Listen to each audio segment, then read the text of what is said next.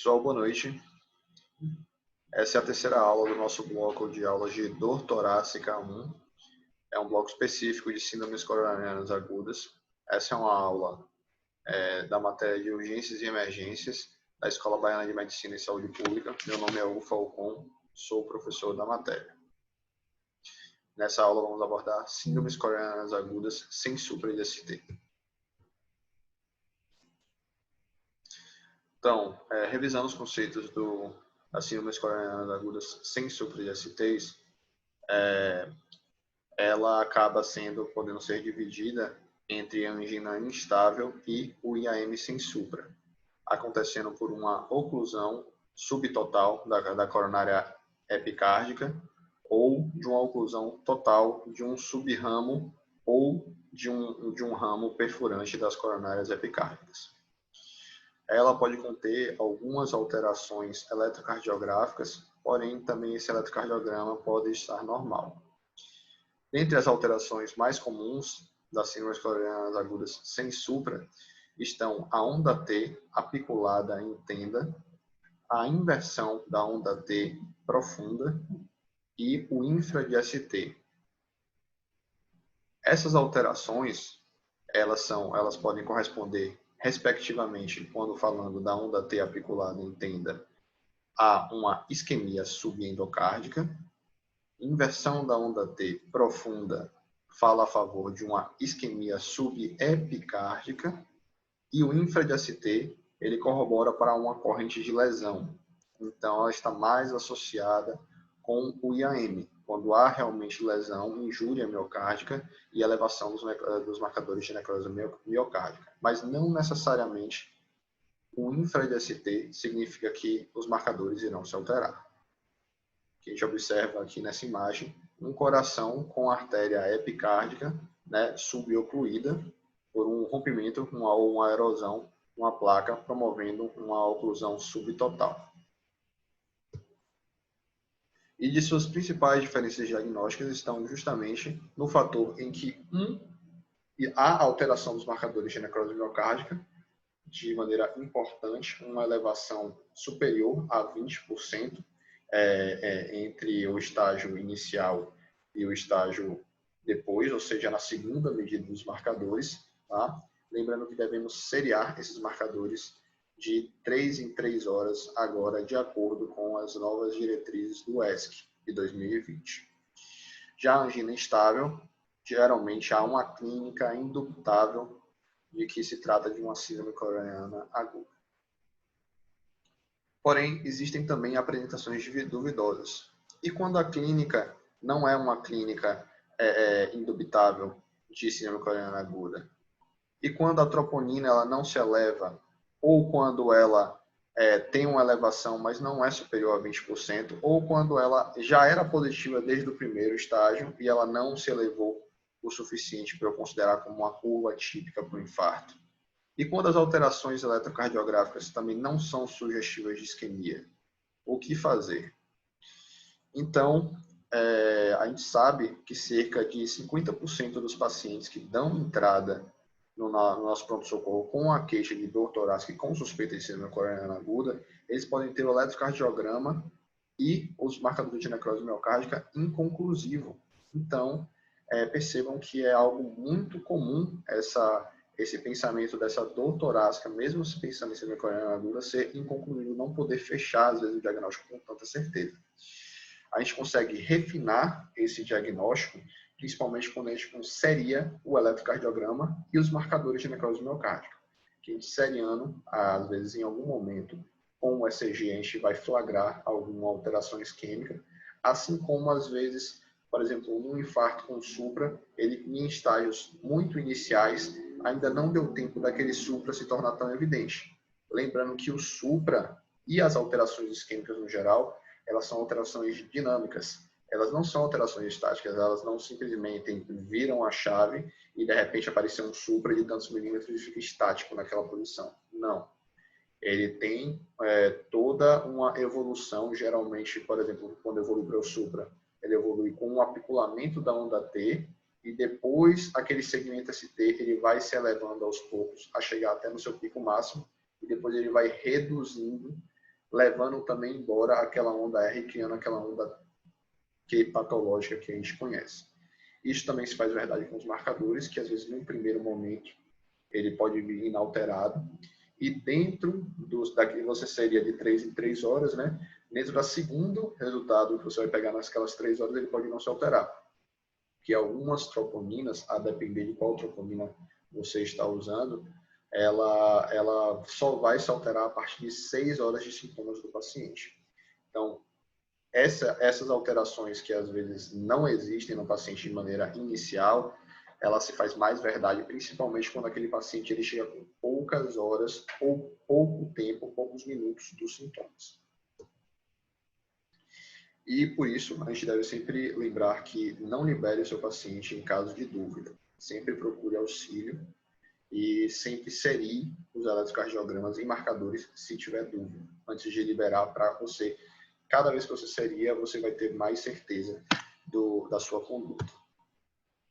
Mas, tentando responder essa dúvida, que é uma dúvida, na realidade, bem antiga, não é de agora que se tem dúvida de quando classificar o paciente em uma síndrome coronariana aguda ou não, ou quando se dá alta para esse paciente com segurança, lá na Holanda criou-se um protocolo chamado de HeartScore, foi publicado em 2008 esse artigo, em que nesses pacientes em que haviam a dor torácica com uma suspeita inicial de síndrome coronariana aguda, para que eu possa tentar fazer a liberação desse paciente ou o internamento desse paciente e submeter, às vezes, a uma estratificação invasiva de suas coronárias. Então, o HeartScore, nesses pacientes de síndrome coronariana agudas, eles avaliam em 30 dias se aqueles pacientes eles vão ter um Major Adverse Cardiovascular Event, que é um MACE. Então, eles avaliam se em 30 dias eles vão ter o MACE, que é um desfecho composto de morte, infarto, hospitalização por insuficiência cardíaca ou necessidade de revascularização, ou seja, evoluiu com um IAM com supra, por exemplo. Eles tentaram responder, tentaram construir um score em que você não tivesse, ou chegasse ao mínimo possível desses Major Adverse Cardiovascular Events. Então, eles proporam, com justamente o acrônimo do HEART, né? O HEART, eles vai ter a história do paciente, ECG, A de age, idade, R de risk, ou risco, e T de troponina, em que cada um desses fatores eles podem variar da pontuação de 0 a 2. Ou seja, o score ele varia numa pontuação total de 0 a 10 no total. E a depender da pontuação do paciente, eles propõem em que você pode liberar o seu paciente com segurança, sendo que em 30 dias ele não vai ter nenhum daqueles eventos adversos cardiovasculares, ou internar esse paciente para fazer uma estratificação mais invasiva. Então, da história, se a história for uma história pouco sugestiva de síndrome coronariana aguda, lembrando aqueles pacientes, principalmente, em que eles não estão apresentando, por exemplo, uma dor típica, mas é uma dor que é uma dor provavelmente não anginosa, eu classificaria como pouco sugestivo de síndrome coronariana aguda, moderadamente sugestivo, ou seja, aquela provavelmente anginosa, e forte, bastante sugestivo de síndrome coronariana aguda, aquela que é definitivamente anginosa, aquela dor tipo A. O E de ECG, vamos tentar avaliar alterações isquêmicas no ECG.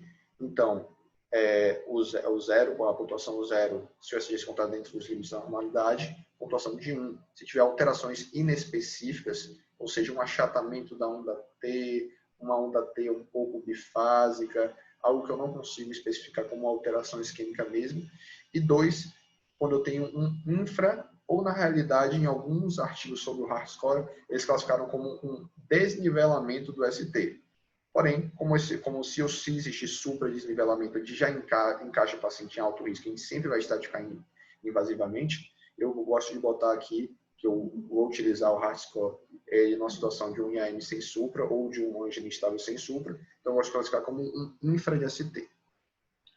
O A de age, a gente vai classificar se como a pontuação de 0, se o paciente ele tiver uma idade de 45 anos ou menos, a idade entre 46 e 59,1 ponto, e a idade superior ou igual a 60 anos pontua 2 pontos.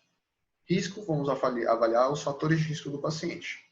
Se ele não tiver nenhum fator de risco, pontua 0 pontos. Se tiver 1 ou 2 fatores de risco, pontua 1 ponto. E se tiver 3 fatores de risco ou mais, ele vai pontuar 2 pontos. Lembrando que se o paciente já tiver histórico de infarto prévio ou tiver algum histórico de doença cardiovascular, doença vascular aterosclerótica, ou seja, tem uma obstrução de carótida, uma estenose de carótida com importância, já teve um AVC, tem DAOP, ele já se encaixa imediatamente com a pontuação de 2 no risco, certo? E troponina. Troponina, ela vai ser avaliada de acordo com os valores de referência. Se ela for negativa, ela vai ter uma pontuação de 0. Se ela for positiva 1 vez a 3 vezes o valor de referência, ela vai ter pontuação de 1. E se ela for 3 vezes ou mais do valor de referência, ela vai ter uma pontuação de 2. E aí a gente vai poder estratificar o nosso paciente entre baixo risco, risco moderado e risco alto. Sendo que no baixo risco nós já podemos fazer um rule out do paciente, ou seja, imediatamente despachar ele, dar alta para esse paciente. Obviamente que a gente vai pesquisar outros diagnósticos diferenciais para a dor torácica, mas pensando só na síndrome coronariana aguda, nós podemos despachar. E no moderado risco ou no alto risco, nós vamos investigar aquele paciente, ou seja, é um paciente que ele vai ter, se for um moderado risco, a gente vai fazer uma observação maior, vai seriar mais ECGs e marcadores de necrose miocárdica, e no alto risco, geralmente, a gente já manda direto para o cateterismo, certo? O HART-score ele mostrou uma sensibilidade de 96,7% e uma especificidade de 45%, sendo que dentre os pacientes em que ele avaliou, né, que ele deu alta, foi observado um missing, ou seja, dei alta para um paciente que acabou tendo um evento adverso cardiovascular de 1 a 1,8%. No estudo que eu peguei a referência de sensibilidade e especificidade, ele marcou como 1,6% de missing. Foi apontado também que o HART-score, se comparado com o feeling clínico, eles chamam lá no artigo de Gestalt, que é como fala feeling, no caso, feeling clínico em inglês, eles avaliaram que os plantonistas, eles, pelo próprio feeling, pela avaliação e experiência, eles dão alta para cerca de 13,5%. Eles acabam classificando como baixo risco e dão alta para esses pacientes, certo? E o HART-score, ele demonstrou que ele conseguiu dar alta para cerca de 20% dos pacientes que chegou na emergência com bastante segurança, ou seja, algo protocolado sem ser algo que teve uma avaliação de feeling apenas. Nesse estudo também, que eu acabei vendo a comparação do HART-score junto com o feeling, ele também mostrou que geralmente recém-formados e pessoas que têm menos experiência, eles acabam dando alta para um maior número de pacientes.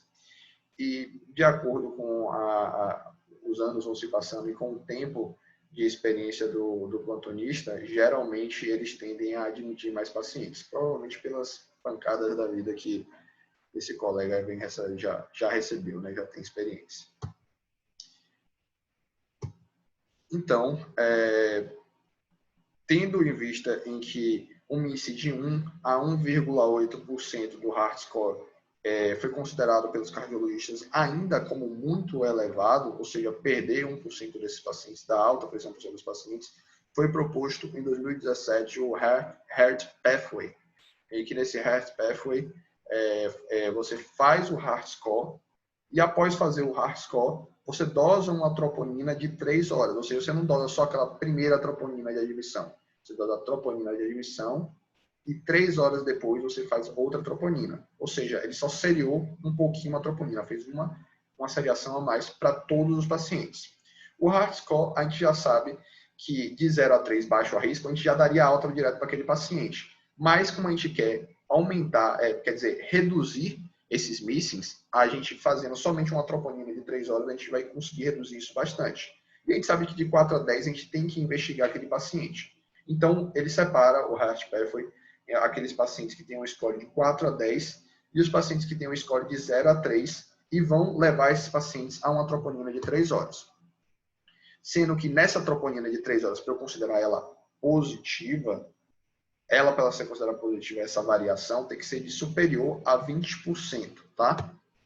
Então, se o meu paciente com score, no Heart Score, ele tiver um score de 0 a 3 e na troponina de 3 horas ela também for negativa, esse paciente eu consigo dar alta para ele com muito mais segurança, tá?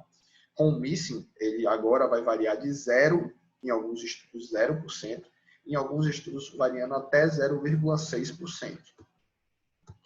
Sendo que quando essa troponina ela fica positiva, aí eu vou ter que pesar se aquele paciente está com a pontuação de 4 a 10 ou 0 a 3, né? Se ele vir com a troponina positiva, eu vou me perguntar, esse paciente ele tem um diagnóstico de AM sem supra? Eu consegui fechar para ele o diagnóstico de AM sem supra? Eu estou fechando para ele que esse paciente ele tem alterações dinâmicas ou alterações isquêmicas do STT? Ele tem um Grace Score alto, que é um score também específico para síndromes coronarianas agudas, e quando ele está de 140 ou mais, você considera o paciente também com alto risco cardiovascular. E no caso, se o paciente com a pontuação de 4 a 10, ou seja, o paciente que foi classificado como alto risco no Heart Pathway, ele for negativo, a gente deve aumentar a nossa observação nesse paciente, ou seja, a gente vai dosar ainda também uma troponina de 6 horas, vai manter a observação clínica e vai procurar diagnósticos diferenciais. Sendo que sempre em que aquela troponina de 6 horas poder positivar ou pela observação clínica você mudar o seu conceito sobre a história daquele paciente que acaba sendo mais sugestiva ou não tendo diagnósticos diferenciais, a gente acaba podendo puxar também para aquelas mesmas perguntas de quando a troponina se encontra positiva. Porém, né, essa investigação ela pode ser sim ou não. Então vamos lá, vamos continuando no Heart Pathway. Então, se essa troponina de 6 horas ela veio negativa, a observação clínica, o paciente parou de sentir dor, a dor dele já estava também não tão sugestiva para ir para a síndrome coronariana aguda, e os diagnósticos diferenciais eu também acabei excluindo, eu posso dar uma alta para esse paciente com acompanhamento ambulatorial precoce, ou seja, para nos próximos 7 dias ele ser avaliado pelo cardiologista. Se no caso, avaliando aquelas perguntas se ele fechou o diagnóstico de AM sem supra, fechou alterações dinâmicas ou isquemia do segmento STT ou o Grace Score superior ou igual a 140, eu solicito um CAT precoce para esse paciente nas próximas 24 horas e solicito também vaga em uma unidade coronariana ou UTI. Lembrando que, como se trata de um paciente com IAM sem supra ou angina instável, esses pacientes eles não necessitam de cateterismo de urgência ou trombólise. Aí a terapia, no caso, ela tem que ser precoce, ou esses pacientes eles têm grandes chances daquela oclusão subtotal progredir para uma oclusão total, ou seja, do IAM sem supra acabar evoluindo para o IAM com supra, e também tem necessidade de fazer o tratamento para, às vezes, aquele paciente está com uma dor refratária ainda. Se eu não conseguir tratar a dor, ele também vai fazer um cateterismo mais de urgência, tá? Mas o IAM sem supra e angina instável não são indicativos de cateterismo de urgência, eles geralmente são de cateterismo precoce, nas próximas 24 horas. Caso a resposta seja negativa para o IAM sem supra, alterações isquêmicas no ECG ou Grace Score é igual ou superior a 140, eu vou solicitar um eco transtorácico, ou, se não tiver disponível no meu serviço, como nós sabemos que no SUS não tem, muitas vezes, disponível em uma UPA que a gente estiver trabalhando, vou fazer um teste da caminhada com aquele paciente, para ver se com aquele teste de caminhada há uma piora ou eu provoco a dor desse paciente. Lembrando que, se o paciente estiver sentindo dor, é melhor a gente nem fazer esse teste da caminhada com ele, na realidade, tá? Então, caso nesse eco transtorácico haja uma alteração segmentar, ou seja, uma hipocinesia, acinesia ou discinesia de alguma das paredes, que inclusive podem ser compatíveis, né, às vezes com aquela alteração inespecífica do STT de lá do eletrocardiograma que a gente viu inicialmente, a gente vai indicar o CAT precoce para ele, junto com a unidade coronariana, nas próximas 24 horas. Ou se no teste da caminhada, aquele paciente fazer nova dor sugestiva de isquemia, também cateterismo nas próximas 24 horas, mais unidade coronariana ou UTI. Caso não, a gente vai solicitar testes provocativos, um anjo-TC de coronárias, para avaliar se há algum grau de obstrução nessas coronárias, ou um teste provocativo, que no caso a gente vai submeter aquele paciente a um aumento de demanda cardíaca e ver que se com aquele aumento da demanda cardíaca o paciente ele vai apresentar, por exemplo, alterações segmentares no eco-TT ou no eco-transesofágico ou na cintilografia também de perfusão miocárdica. Isso também pode ser feito.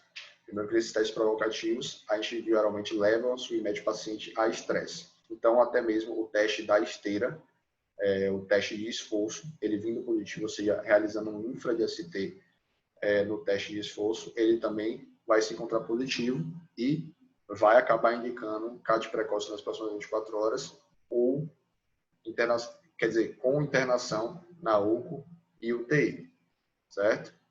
E caso seja negativo no teste anatômico, que é o da UTC, e nos testes provocativos, a gente vai dar alta para esse paciente com acompanhamento ambulatorial precoce. Aí vocês podem me perguntar, poxa, Hugo, o teste da caminhada é ok para fazer na minha UPA, mas essa angiotensina coronariana e o teste provocativo eu não tenho na minha UPA. Então, a gente, às vezes, pode acabar regulando esse paciente via CE para fazer esse tipo de teste, ou a gente pode dar uma solicitação para esses pacientes, já que a gente acabou excluindo, na realidade, a gente acabou vendo que aquele paciente ele não está fazendo dor refratária, e mesmo com a provocação do teste da caminhada, ele não está retomando sintomas, a gente pode liberar aquele paciente para ele fazer aquela angiotensina ou teste provocativo também na mesma semana, levando esse resultado para o cardiologista, que vai fazer o acompanhamento ambulatorial com ele precoce, tá? A anjo-TC, ela tem tomado muita evidência nesses últimos tempos, por conta que ela tem alto valor preditivo negativo. Então, quando a anjo-TC de coronária ela vem negativa para obstruções na coronária, no caso, grau de estenose nas coronárias, a gente realmente pode dizer que aquele paciente não está tendo, pelo menos aquela dor não é uma dor da síndrome coronariana aguda aterotrombótica, por exemplo. Mas, se aquele paciente ele vir com angiotensina de coronárias positivo, a gente não pode dizer que aquela dor está sendo provocada pela obstrução da angiotensina, porque geralmente ela superestima o grau de obstrução da coronária. Então, às vezes você vê uma oclusão total ou uma oclusão de 90% na angiotensina de coronárias, e quando você vai submeter aquele paciente ao cateterismo, aquela obstrução é muito menor do que foi observada na angiotensina de coronárias. O ESC acabou saindo em 2020 também, né? Recentemente, há cerca de 2 meses atrás, as diretrizes de síndromes coronarianas agudas sem supra, e eles já levam em consideração bastante a troponina ultrassensível, em que você classifica de acordo com a sua experiência clínica e de acordo com os outros scores que você pode acabar vendo que existem diversos, entre o paciente muito baixo risco, moderado risco ou alto risco. Sendo que os pacientes de baixo risco, a gente vai fazer a troponina de 0 horas. A troponina de 0 horas no muito baixo risco, sendo negativa, essa troponina ultrassensível, eu já posso dar alta para esse paciente. No paciente que tem um baixo risco apenas e não muito alto risco, eu tenho que fazer a troponina de 0 horas e de 1 hora. Se essa troponina de 0 horas e a troponina de 1 hora ultrassensível forem negativas, também posso liberar esse meu paciente. Certo?